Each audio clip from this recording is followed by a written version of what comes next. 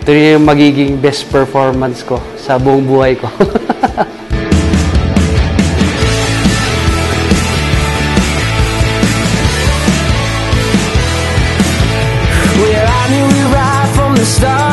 Actually, yung sayaw mismo hindi mahirap eh, pero mas mahirap pa yung warm-up. Kailangan kong mag-gym, kailangan mag-boxing pa.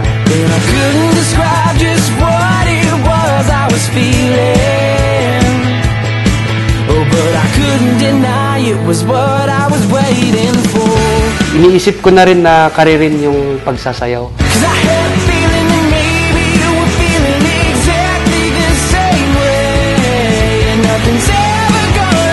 Yung sayaw, actually, plinaano ko na the day after nung nag-propose ako.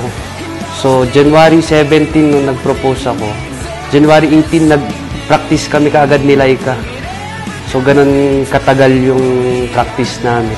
Pinilit niya lang po ako, napilitan lang po ako talaga. Yung feeling ko nung nagpa-practice kami, yung simula, actually, mahirap. Isang taon mahigit na po kami nag-practice. Pero habang tumatagal, chicken na.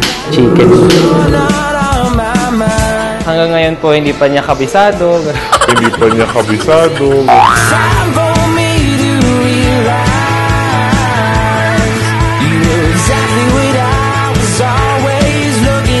Student po as a dance, ano naman po siya, matangkad.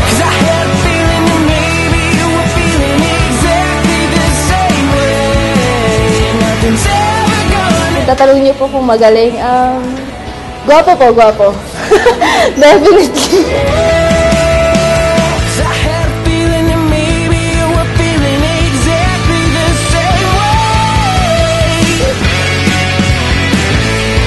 Kung sakali man na mawala yung Royan, magda-dancer na lang ako.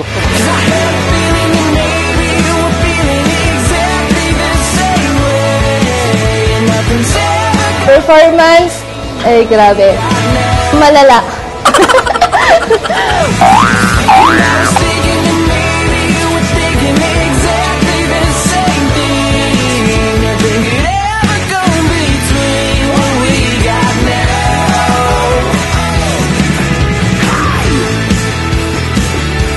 Para sa'yo, Kite, itong sayo na to. Sana magustuhan.